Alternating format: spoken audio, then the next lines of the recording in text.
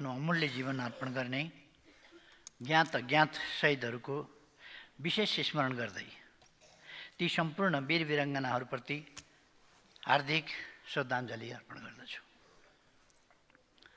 देशलाई विकास र समुन्नतिको दिशामा अघि बढाउने शहीदहरूका महान सपनालाई साकार पार्ने दृढ सङ्कल्प पनि गर्दछु। साथै यस राष्ट्रको जीवनमा अमूल्य योगदान दिने पुष्पलाल, बीपी कोइराला, गणेशमान सिंह र मदन भण्डारी लगायत सम्पूर्ण अग्रजहरूप्रति उच्च सम्मान व्यक्त गर्दछु।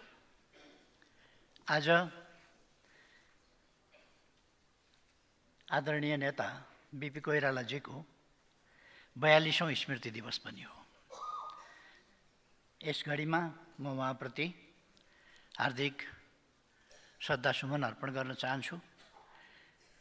नेपाली समाजको परिवर्तन र रूपान्तरणमा उहाँले पुर्याएका योगदानहरूको सम्मान गर्दछु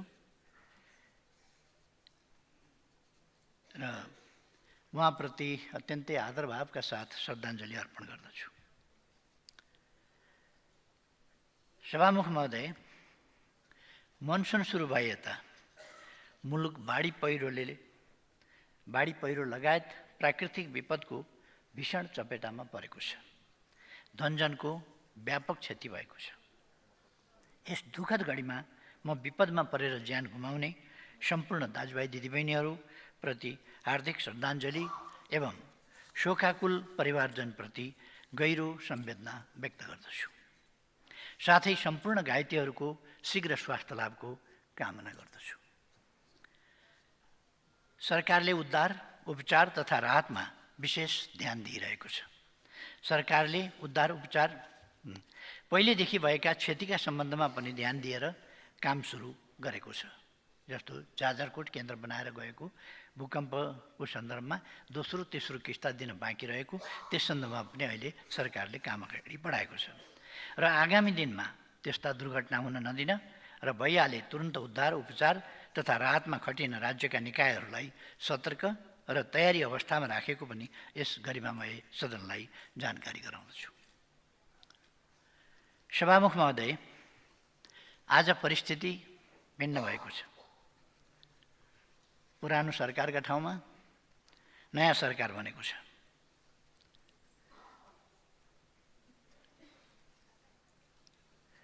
संविधान र कानुन बमोजिम म यस सदनबाट सदनको बहुसङ्ख्याबाट प्रधानमन्त्री नियुक्त भएको छु र यसै सन्दर्भमा संविधान र कानुन बमोजिम प्रधानमन्त्रीको रूपमा विश्वासको मत लिन यहाँ उपस्थित भएको छु। मलाई विश्वासको मत दिनुअघि यस सम्मानित सदनले मलाई विश्वासको मत दिनुपर्ने कारण संक्षिप्त रूपमा आग्रह गर्न चाहन्छु। सबैभन्दा पहिला हामीले सरकारको जिम्मा लिइरहँदा देशको स्थिति कस्तो थियो भन्ने एउटा सानो झलक यहाँ प्रस्तुत गर्ने अनुमति चाहन्छु। सिङ्गो देश यति बेला निराशामै छ। 46 सालपछिको पुस्ताले यति चरम निराशा सायद पहिलोपटक अनुभव गर्यो। यो सरकार परिवर्तनको सङ्घारमा आइपुग्दा को स्थितिको बारेमा म भन्दैछु। अर्थतन्त्र असाध्यै डामाडोलको अवस्थामा छ। आयात र निर्यात दुवै घटेको छ।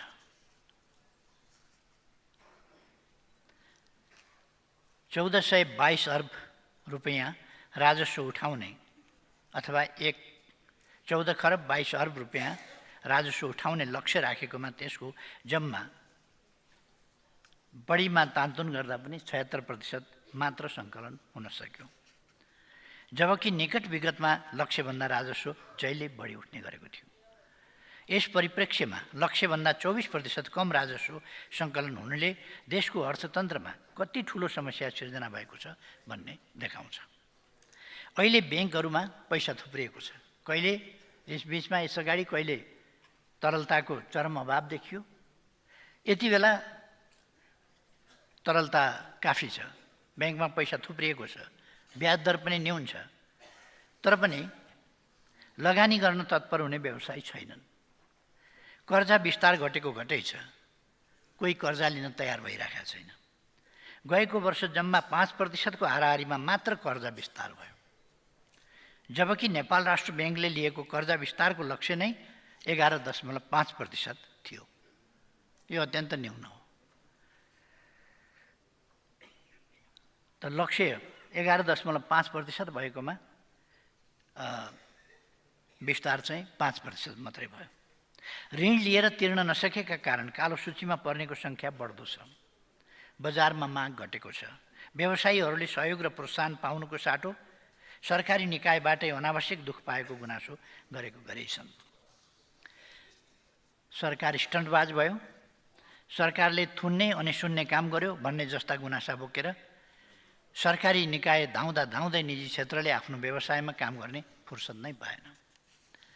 यस्तो लाग्छ घटेको बजार माग र सरकारी तौर तरिकाका कारण उद्योगी व्यवसायीहरू मरिच झैँ चाउरिएका छन्।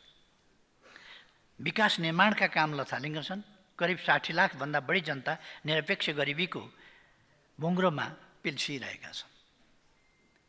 भ्रष्टाचारले सीमा नआएको छ। त्रिभुवन अन्तर्राष्ट्रिय विमानस्थलमा विदेश जान लामबद्ध युवा युवतीहरूको भिड देखिन्छ।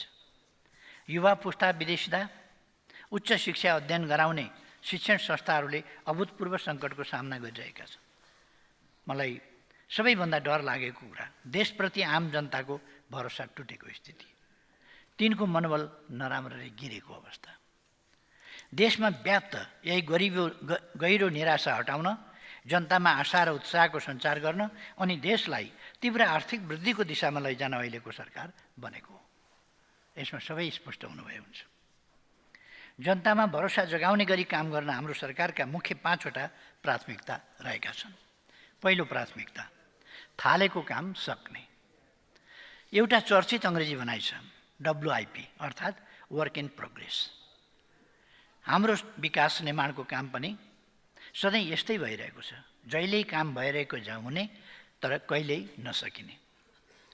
म एउटा उदाहरण पेश गर्छु। आर्थिक वर्ष 2065-66 कालीकोट जिल्लाको खुलालुदेखि हुम्ला जिल्लाको सलिलासम्म 123 किलोमिटर सडक कालोपत्रे स्तोन्नति गर्ने एउटा आयोजना सुरु भयो 65-66 मा। गएको केही दिन अघि म रिपोर्टहरू हेर्दै थिएँ। विगतका 16 वर्षमा यस आयोजनाको भौतिक प्रगति जम्मा 15% पुगेको रहेछ। अझ मलाई उदेक लागेको कुरा के भने, यो आयोजना सम्पन्न गर्नुपर्ने निकायले तयार पारेको रिपोर्टमा आयोजना सम्पन्न गर्नुपर्ने मिति यकिन भइ नसकेको भनेर लेखेको रहेछ। एकातिर राष्ट्रिय गौरवको आयोजना भन्ने, तर वर्षभरिमा 1% प्रगति पनि हासिल नगर्ने, कहिलेसम्म सक्छु भनेर टुङ्गो समेत लगाउन नसक्ने आयोजनालाई राष्ट्रिय गौरवको आयोजना चाहिँ भनिरहने। यस्तो विकासको मोडल बोकेर हामी समृद्धिको गफ गरिरहेका छौँ। म सिङ्गो देशलाई भन्न चाहन्छु, अब हामी विकासको मामिलामा देखिएको यस्तो अनुशासनहीनताको अन्त्य गर्दछौँ। सबै मन्त्रालय अन्तर्गत अहिलेसम्म सुरु भएका सबै परियोजनालाई समयमै सम्पन्न गर्नेमा हाम्रो सम्पूर्ण शक्ति केन्द्रित गर्छौँ। यो सरकार काम भइरहेको छ भन्न होइन, थालेको काम सकियो भनेर सुनाउन आतुर छ। यसका लागि हामी मुख्यतः 4वटा काम गर्नेछौँ। पहिलो, क्षमता वृद्धि। नेतृत्वको हिसाबले मन्त्री परिषद र सम्पूर्ण मन्त्रालयको क्षमता वृद्धि गर्नु मेरो दायित्व हो। कहिलेकाहीँ मनसाय गलत नभए पनि काम गर्ने तौर तरिका नजानेर हामी परिणाम निकाल्न नसक्ने रहेछौँ। त्यसैले आफ्नो मन्त्रालयको कामलाई कसरी व्यवस्थित गर्ने, कामको प्रगति भयो या भएन त्यसको मूल्याङ्कन कसरी गर्ने, आफ्नो मन्त्रालयको मुख्य प्रगति सूचक की पर्फर्मेन्स इन्डिकेटर कसरी तय गर्ने, त्यसको रेकर्ड कसरी राख्ने, सरकारको भिजनसँग आफ्नो मन्त्रालयलाई कसरी सामञ्जस्य गर्ने, अलाइन कसरी गर्ने, बजेटको मोनिटरिङ कसरी गर्ने भन्ने कुरामा अध्यावधिक गराउन विशेष व्यवस्था गर्नेछु। दोस्रो, मूल्याङ्कन। हामी खर्च गर्ने क्षमता बढाउनेछौँ। एउटा समस्या के पनि भइरहेको छ भने बजेट छुट्याइन्छ, रकम छुट्याइन्छ, योजना राखिन्छ, तर खर्च हुँदैन र योजनाहरू अधुरा छुट्छन्। त्यसकारण हामी खर्च गर्ने क्षमता, पुँजीगत खर्च गर्ने क्षमता बढाउनेछौँ। काम गर्ने र काम नगर्नेका बीचको फरक छुट्याउन सुरु गर्नेछौँ। काम गर्नेहरूले मुद्दा खेप्नुपर्ने, तर काम नगर्नेहरू स्वच्छ छविको भएर रिटायर्ड हुने स्थितिको अन्त्य गर्नेछौँ। तोकिएको लागत, समय, परिणाम र गुणस्तरको काम सम्पन्न नगर्ने जुनसुकै पक्षलाई यसबाट हुने हानि नोक्सानीका लागि जिम्मेवार बनाई कानुनी कारबाही गर्नेछौँ। लापरवाही र बदनियत साथ गरिएको अनुचित विलम्बका कारण परियोजनाको लागत वृद्धि हुन दिने छैनौँ र ठेक्काको दुरुपयोग गर्नेबाट हानि नोक्सानीको रकम असुल गर्नेछौँ। तेस्रो, आवश्यक ऐन संशोधन लगायत कुरामा नीतिगत सुधार गर्नेछौँ। चौथो, निर्माण सम्पन्न गरेर पनि भुक्तानी पाउन नसकेका निर्माण व्यवसायीहरूको समस्या तत्काल समाधान गर्नेछौँ। सम्माननीय सभामुख महोदय, बिहान उठेदेखि राति नसुतेसम्म हामी आयातित सामग्री प्रयोग गरिरहेका हुन्छौँ। सामान्य कुरामा पनि हामी आत्मनिर्भर छैनौँ। म सानो उदाहरण पेश गर्न चाहन्छु। म प्रधानमन्त्रीमा नियुक्त भएपछि विभिन्न क्षेत्रका धेरै व्यक्तिहरू शुभकामना एवं बधाई दिन आउनुभयो। आउँदा सबैसँग फुलमाला र खादा हुने नै भयो। यसो तथ्याङ्क हेर्छु, बितेका केही आर्थिक वर्षहरूमा मात्र हामीले करोडौँ रुपियाँको फुल आयात गरेका रहेछौँ। साधारणतया रोपेको 2 महिनादेखि फुल फुल्न थाल्छ।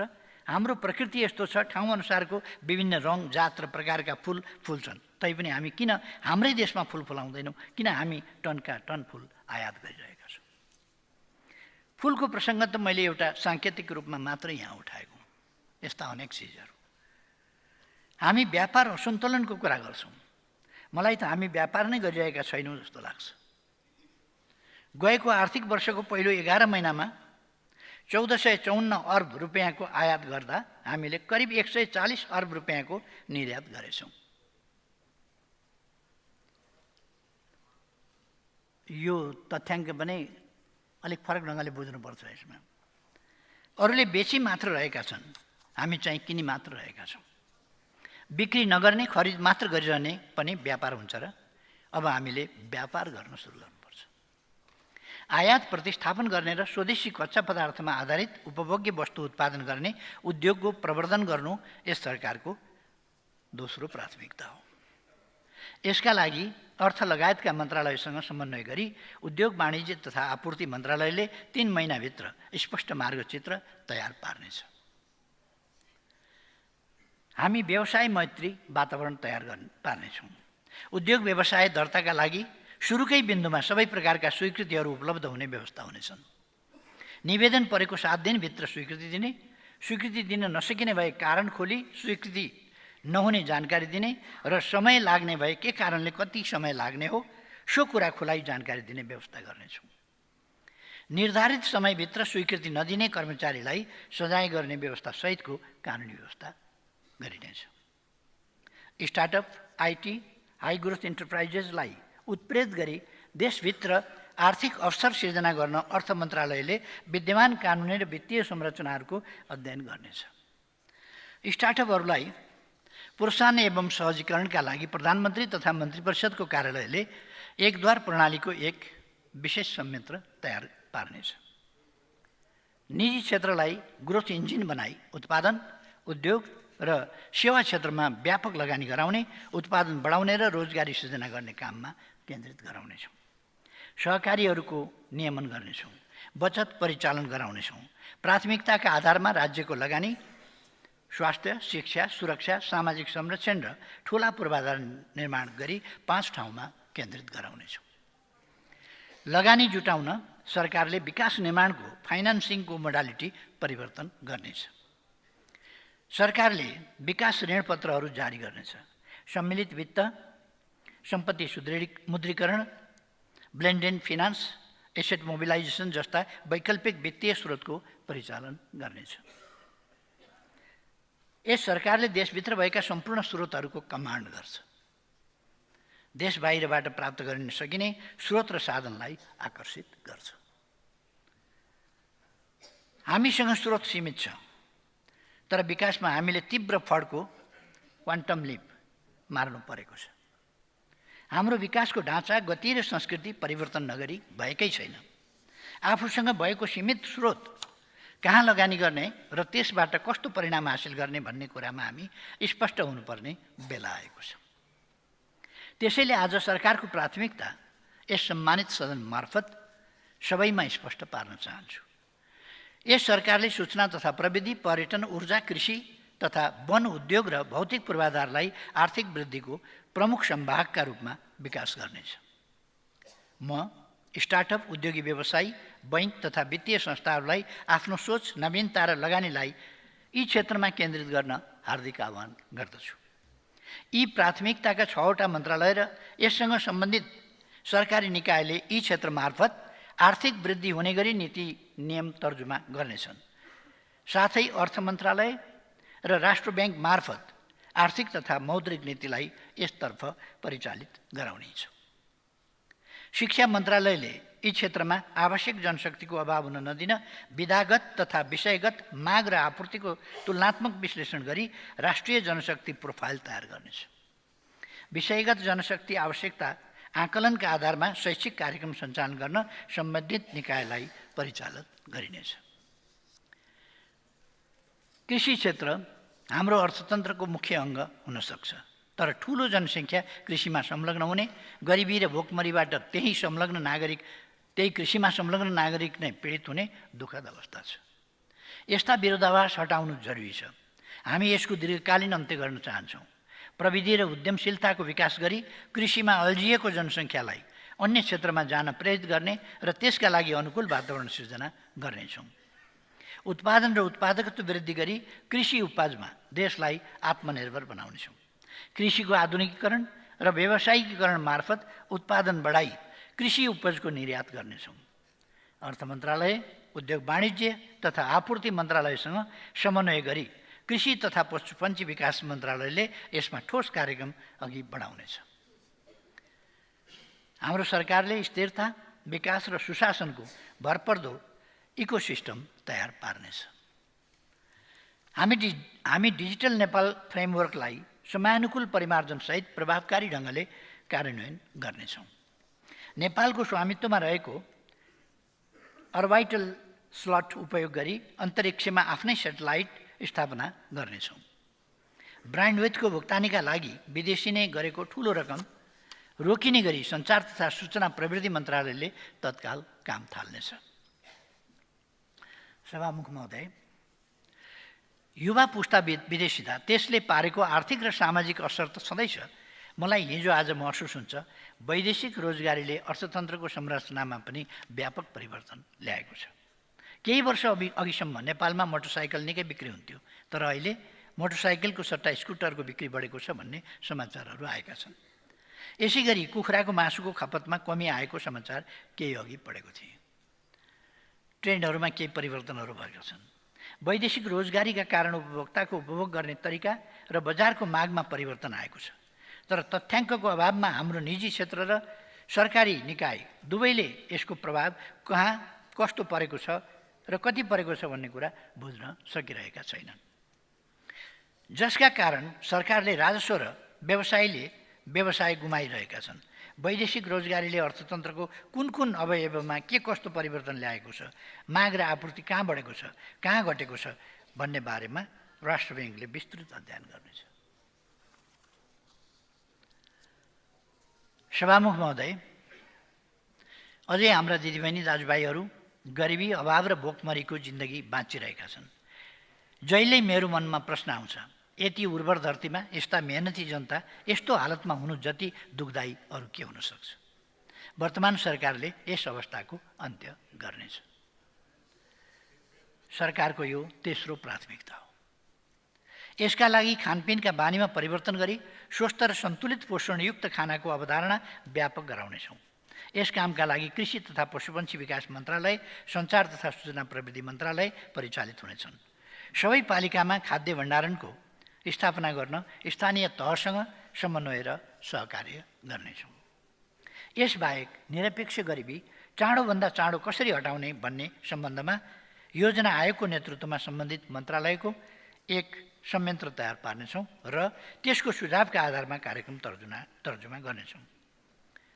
सडकमा बालबालिकाको बेहाल हुन नदिन हामीले मन्त्री परिषदबाट निर्णय गरिसकेका छौँ। जुनसुकै भूगोलमा जन्मिएको भए पनि बालबालिकालाई भोकै मर्न दिइन्न, कुपोषणको शिकार हुन दिइन्न। स्कुल जान नपाएका, पढ्न नपाएका, जाडोमा न्यानो लुगा लगाउन नपाएका, वर्षमा ओत लाग्ने छानो नभएका अनि भोक लागेका बेला खान नपाएका बालबालिका र जनता नै यस सरकारको सबभन्दा प्रमुख चासो, चिन्ता र सरोकारका विषय हुन्।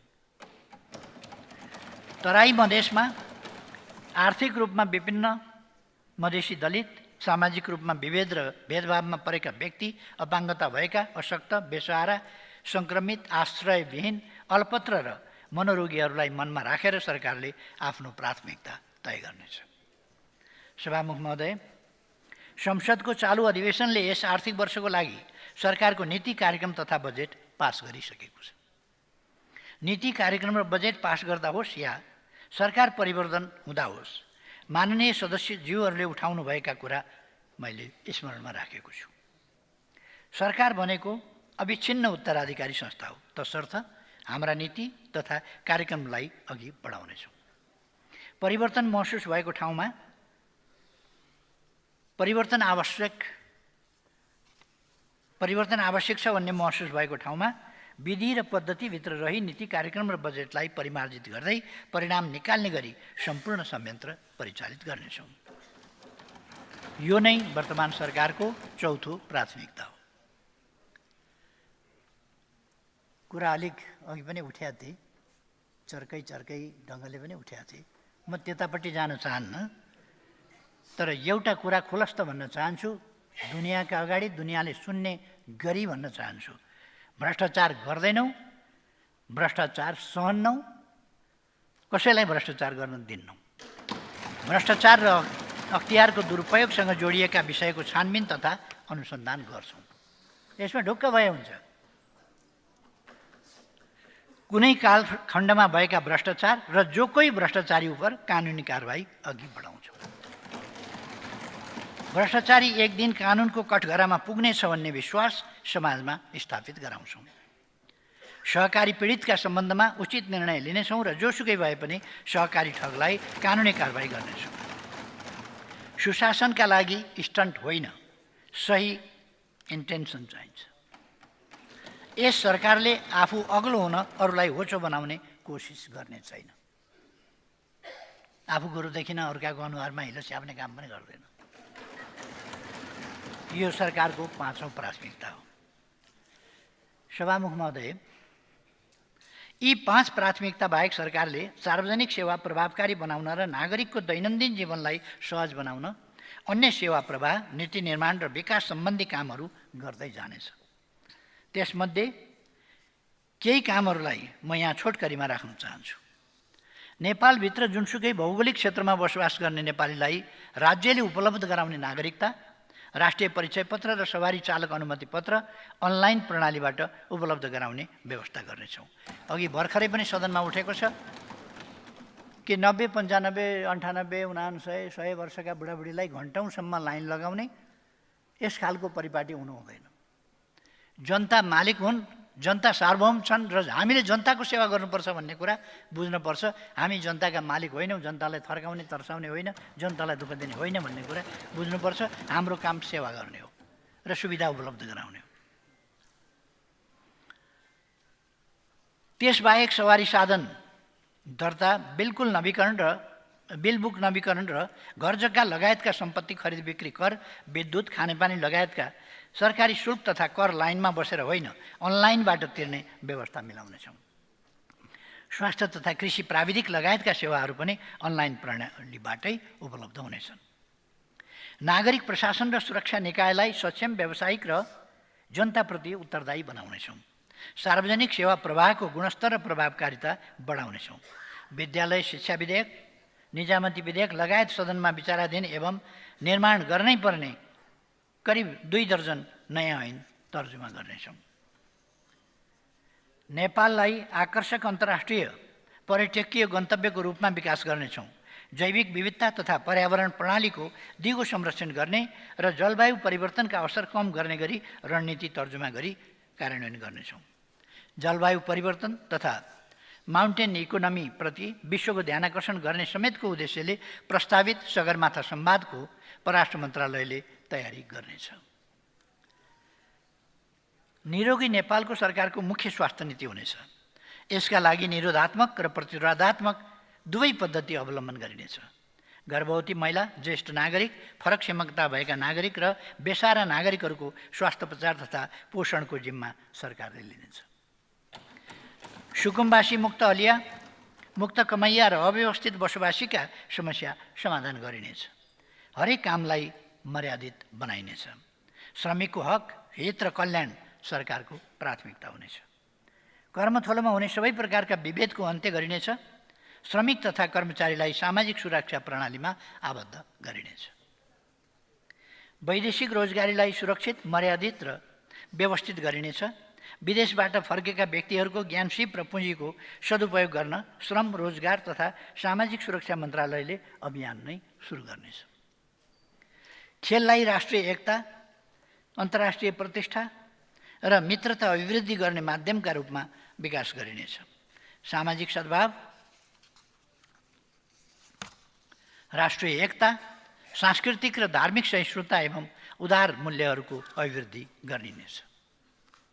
कानुनको शासन, स्वतन्त्र न्यायालय, शक्ति पृथकीकरण, नियन्त्रण र सन्तुलन तथा जनताका हक र अधिकारको प्रत्याभूति गरिनेछ। न्यायालयप्रति जनताको विश्वास र भरोसा अभिवृद्धि गर्न आवश्यक सुधारका प्रक्रिया अघि बढाइनेछ।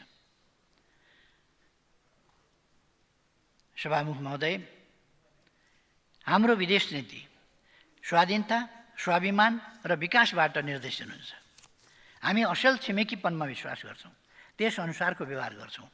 हामी छिमेकीका जायज चासो सम्बोधन गर्छौँ, साथै हाम्रा जायज चासो सम्बोधन होस् भन्ने पनि अपेक्षा गर्छौँ। हामी पारस्परिक लाभ, पारस्परिक सम्मानमा विश्वास गर्छौँ।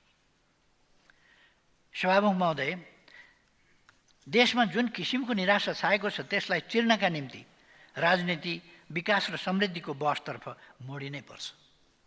देशलाई विकास र समृद्धितर्फ हिँडाउन बलियो प्रणाली नभइकन हुँदैन, नबनाइकन हुँदैन।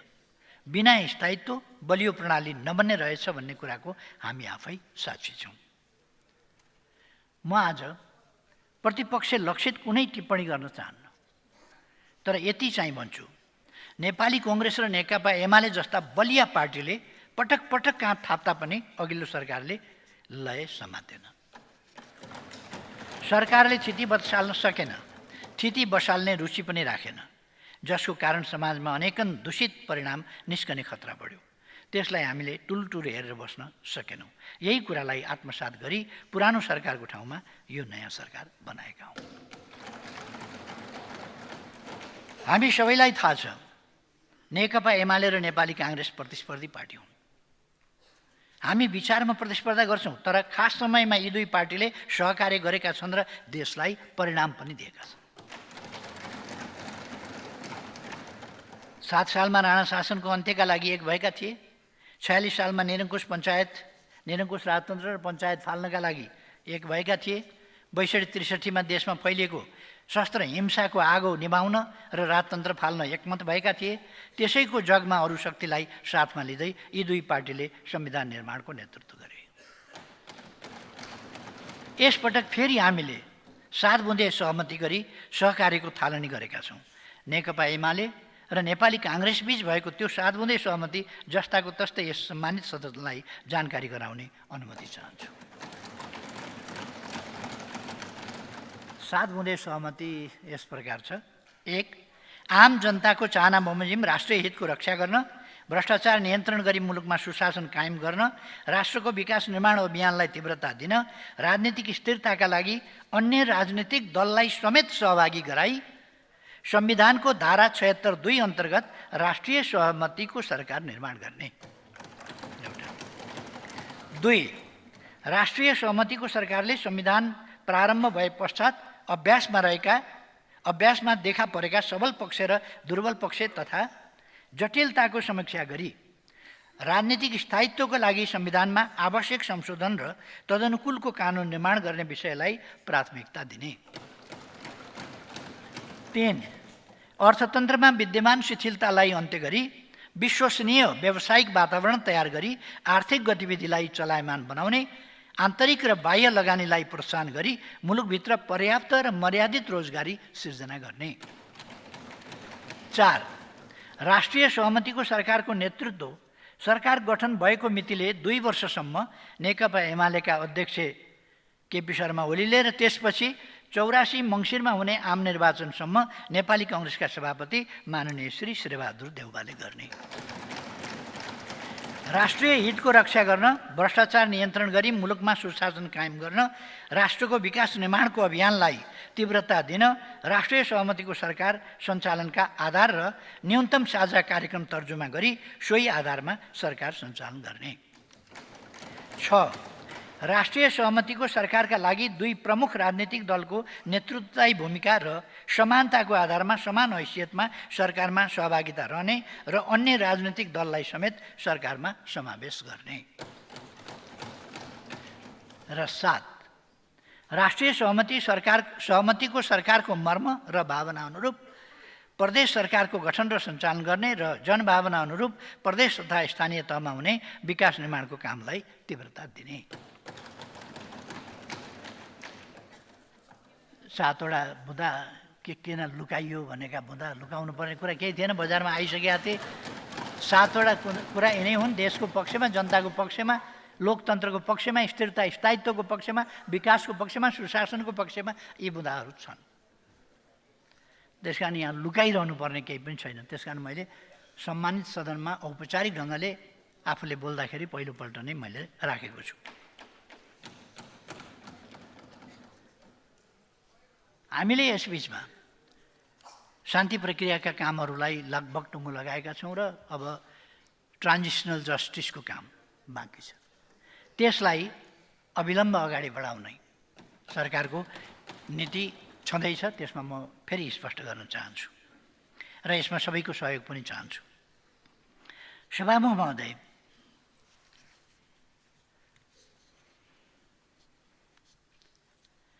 अघिल्लो युगले गरेको अकल्पनीय त्याग र बलिदानबाट प्राप्त भएका मानव सभ्यताका आधारभूत उपलब्धिहरूलाई पछिल्लो युगले गर्वका साथ जीवन्त र अविच्छिन्न राख्नुपर्दछ। यसलाई अगाडि बढाउनु पर्दछ। यसका लागि नयाँ पुस्तालाई प्रशिक्षित गर्नु पनि हाम्रै जिम्मेवारी हो। यस प्रसङ्गमा आज यहीँ पनि विभिन्न टिप्पणीहरू मैले सुने। म ती टिप्पणीहरूको सन्दर्भमा सवाल जवाफ त्यस्तो केही पनि गर्न चाहन्न। चर्को आलोचना पनि सुने, विरोध पनि सुने। यस प्रसङ्गमा आज बिहान मात्रै मैले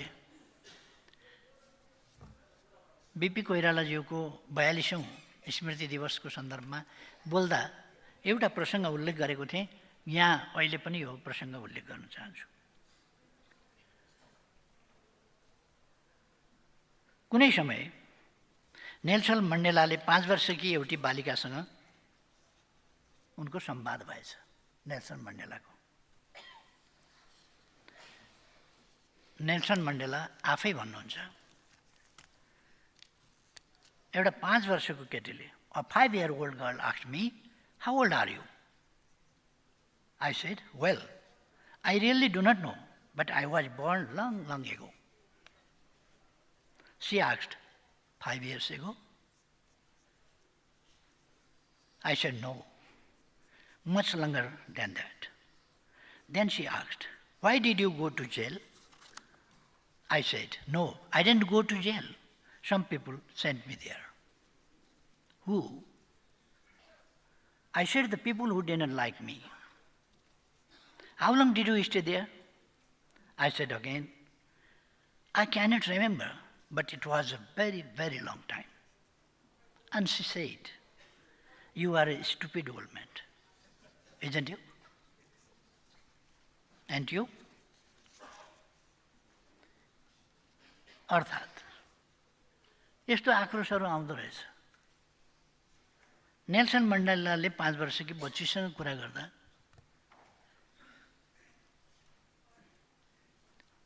कति वर्षको हुनुभयो तपाईँ भनेर सोधिन्।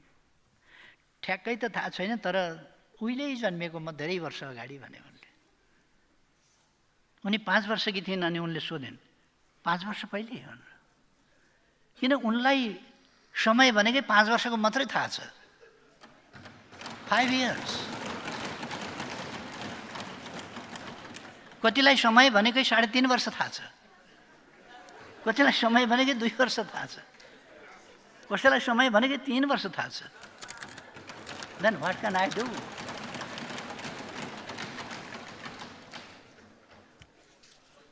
पाँच वर्ष पहिले बुढो मान्छेलाई सोधेको त्यो बच्चीले इनोसेन्टली, केही छैन। तर उहिले जन्मियो, कहिले 5 वर्ष पहिले हो होइन, त्योभन्दा धेरै धेरै अगाडि। फेरि उनले सोधिन् तपाईँ जेल किन जानुभयो त? नेल्सन मण्डेलाको जवाब छ म गएको होइन, केही मान्छेहरूले मलाई त्यहाँ पठाए, जेलमा मलाई हाले। कसले? मण्डेलाको जवाब छ जसले मन पराउँदै थिए ती केही मान्छेहरूले मलाई जेलमा हाले। How long did you stay there? अनि कति लामो बस्नुभयो त तपाईँ त्यहाँ? मैले भने म धेरै सम्झिन्न, तर यो धेरै लामो लामो समय थियो। एन्ड सी सेड, अनि उनले भनिन् you are a stupid old man. बेकारको जेल किन बस्या? बेकार कुटाइ किन खाएको? बेकार भूमिगत किन गएको? बेकार नारा जुलुस किन गरे? वारेन्टेड भएर किन हिँड्या?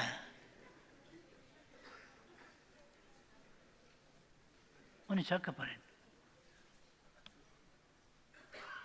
And she said, you are a stupid old man. And you?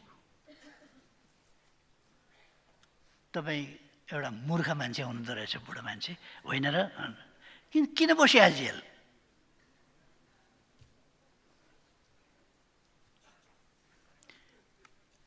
त्यो बच्चीसँग रिसाउने होइन, त्यो बच्चीलाई सम्झाउने काम नेल्सन मण्डेलाको हो। That's my answer.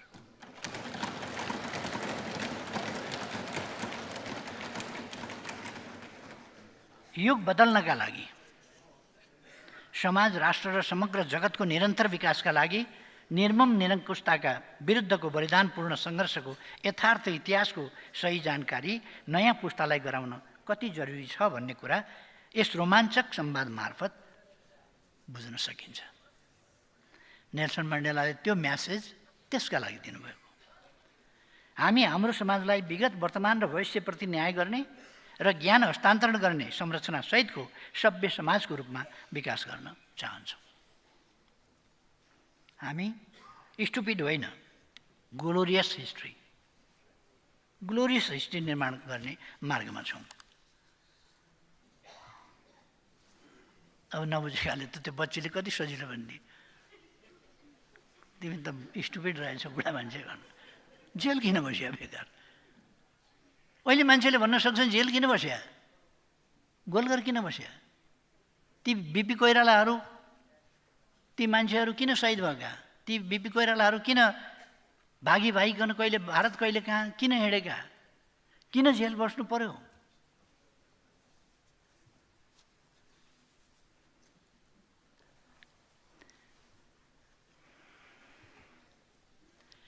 अहिले हाम्रो यो प्रयास कार्यान्वयनमा जान साथ उत्साहको श्रृङ्खला प्रारम्भ भएको छ। अर्थतन्त्रको ऐना मानिने सेयर बजार हरियो भएको छ। 50 लाखभन्दा बढी लगानीकर्ताहरू संलग्न सेयर बजार पछिल्लो 2 सातामा 400 अङ्कले बढेको छ। नेप्से 27 महिना यताकै उच्च भएको छ। हाम्रो सरकारप्रति जनताले देखाएको विश्वास र भरोसाको प्रमाण यो हो।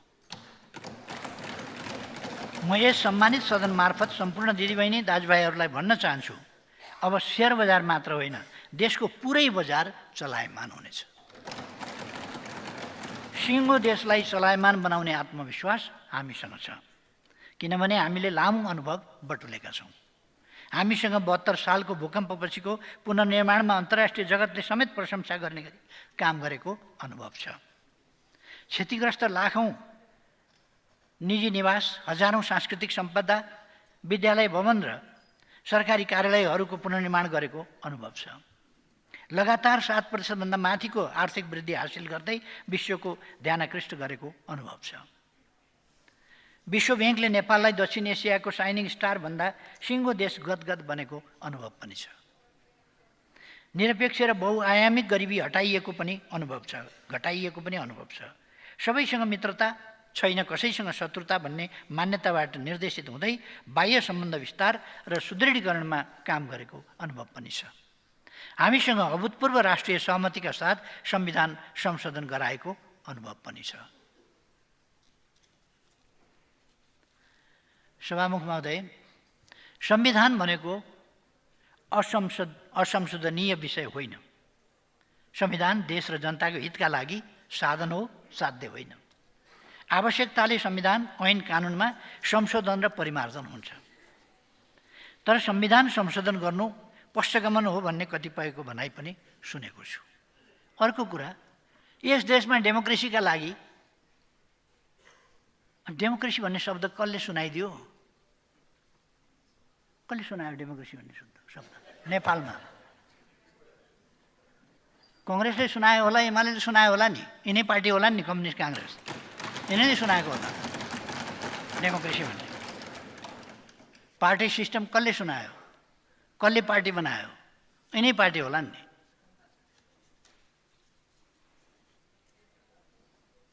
यिनै पार्टीहरूमाथि संविधान पश्चगमन, संविधान खाने भए।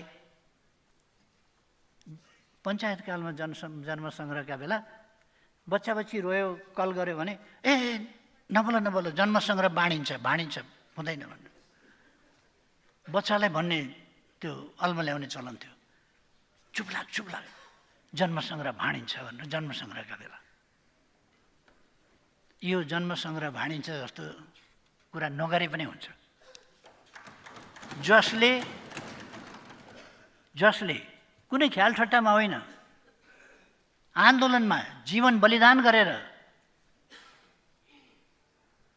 हिंसालाई पनि सही बाटोमा, शान्तिपूर्ण बाटोमा ल्यायो, तानाशाहीलाई पनि फ्याँकेर लोकतन्त्र ल्यायो, सबै गर्ने कामको लिड गर्यो नि। अनि तिनीहरूले नै संविधान सिद्ध्याउँछन् भन्ने कसले बचाउँछ त? त्यसो भए कसले बचाउँछ? आफूले भनेको कुरा नभए पश्चगमनको पोसाक लगाइदिने हाम्रो अचम्मको संस्कृति छ। त्यस्ता कुराको भ्रममा नपर्नुहुन्न भन्ने कुरा म यस सम्मानित सदनमा जोड दिएर राख्न चाहन्छु। अहिलेको सरकार यो लोकतान्त्रिक आन्दोलनबाट आएका देशका सबभन्दा ठुला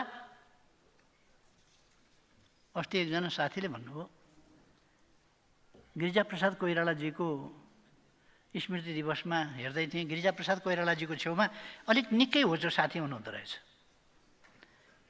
उहाँले के भन्नुभयो भने यो गिरिजाप्रसादजीको छेउको दोस्रो अग्लो मान्छे चाहिँ म हुँ भनेर। किन दुईजनाको फोटो थियो, दोस्रो अग्लो उहाँ नै हुनुहुन्थ्यो। नेकपा एमाले र नेपाली कङ्ग्रेस भनेको त्यस्तो दोस्रो अग्लो होइन।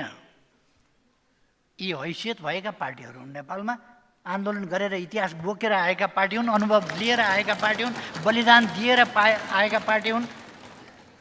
त्यसकारण यी पार्टीहरूलाई होच्याउने गरी बोल्ने अभ्यास गर्दाखेरि पनि यत्रो ठुलो नाजायज बोलेर अभ्यास किन गर्नु? जायजै बोलेर अभ्यास गर्दा हुन्छ नि।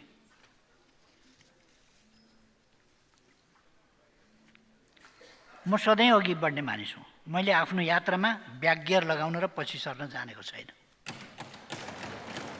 हामी सबैले महसुस गरेको कुरा अहिले विकासको मुख्य तगारो अस्थिरता हो। अस्थिरता हटाउन संविधानमा संशोधन चाहिन्छ भने हामीले गर्नुपर्छ। हामीले बुझ्नुपर्ने कुरा के छ भने संविधान विकासको भाग हुनुपर्छ, बाधक होइन। विकासको लागि संविधान जहाँनेर बाधक बनेको छ त्यहाँ संशोधन हुन्छ। म यसो गर्न चाहन्छु, संविधान संशोधन हामीसँग 2/3 पुग्छ भने पनि हामी 2/3ले नै गर्ने त्यस मुडमा होइन। हामी सबैले मिलेर संविधान बनाएका हौँ, सबैले मिलेर संशोधन गरेका छौँ। अहिलेसम्म 2टा संशोधन भइसके। अर्को संशोधन पनि देशको हितको पक्षमा हामी गर्नेछौँ, जनताको हितको पक्षमा गर्नेछौँ, विकासको निम्ति गर्नेछौँ, सुशासनका निम्ति गर्नेछौँ, जनतालाई सेवा सुविधा उपलब्ध गराउनका निम्ति गर्नेछौँ। गलत बाटोतर्फ देशलाई धकाल्नका लागि संविधान संशोधन गरिने छैन।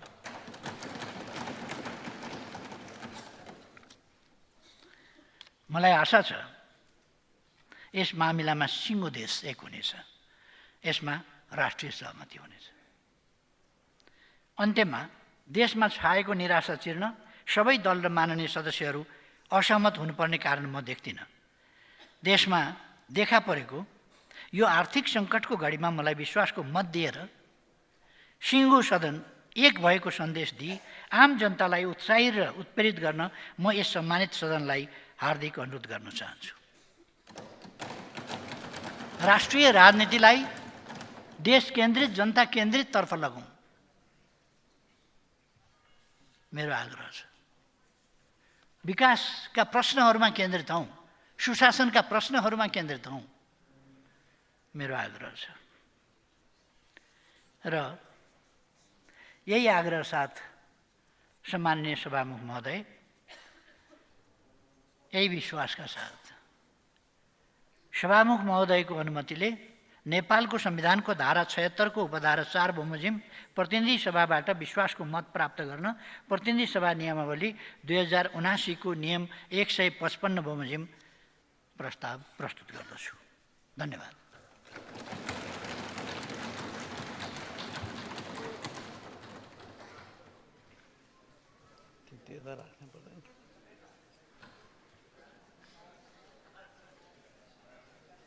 ल्याउनु त पर्थ्यो के र, ठिक छ, पर्छ, आफै ल्याए हुन्छ होला।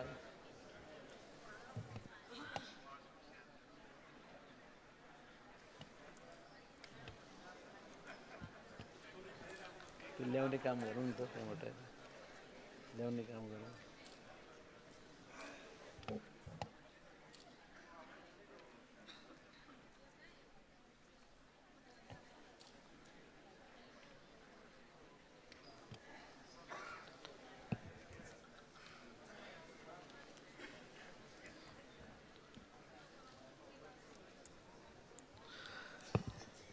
मान्य सदस्यहरू, अब विश्वासको मत प्राप्त गर्ने सम्बन्धी प्रस्तावमाथि छलफल प्रारम्भ हुन्छ।